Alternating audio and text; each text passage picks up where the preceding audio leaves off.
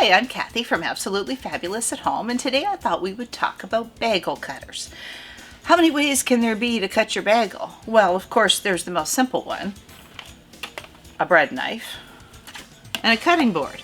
And that's kind of the basis for a couple of these bagel cutters, but they take it a little step further, because what's awkward about a bagel is that it's thicker, and it's sometimes hard to get that defined center as you're cutting.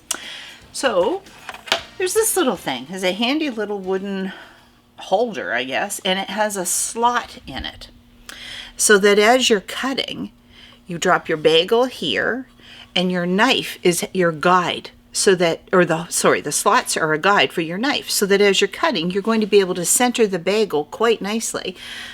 But it doesn't go all the way to the bottom, so you're not worried about cutting your fingers or ruining a table if you're cutting at a table or on a counter without a cutting board. So very simple thing to do, and then just dump it out to get rid of the crumbs. Nice little handle so that you can actually hold it while you're cutting. Very simple. Another version of that is this little box. So it's a bagel cutting box. Same idea, has the slots on the end, and the center is open. This one is for those big bagels, those ones that are really fluffy and wide. And again, the slots help guide the knife down, and then it stops it at the bottom so that you don't hurt your surface. So two very simple gadgets to use in cutting your bagel. But there are two more. This one is an incorporated knife with a bagel guide. It's called a hometown bagel knife. It has a blade running up the middle.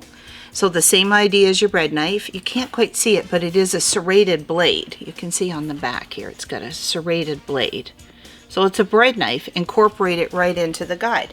So your bagel's on the board, you begin to cut. As the bagel comes out the top, you're holding the other side of it, and you cut all the way down, and you're able to center it a little bit more easily because it's guided on each side.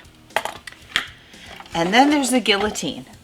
This one it looks dangerous. It's extremely safe. It is called the Super Speedy Bagel Splitter, because really that's what we're doing. We are splitting bagels. And it has a bit of a guillotine blade. I don't know if you can see that. A serrated blade that comes to a point. And then it has the holder. So your bagel drops into the holder. You put the top over, and it's guided down because it has channels on either side that guide the cutter down. The point hits your bagel and begins to split it. Very little effort, very safe. Your fingers are nowhere near the blade because you're holding on to the outside, and the blade is all encapsulated. And again, it just goes on a board, just more for stability and to catch the crumbs, and then down it goes. So 4 different ways to have bagels, 4 simple ways to cut them, 5 if you stick with the knife and the board.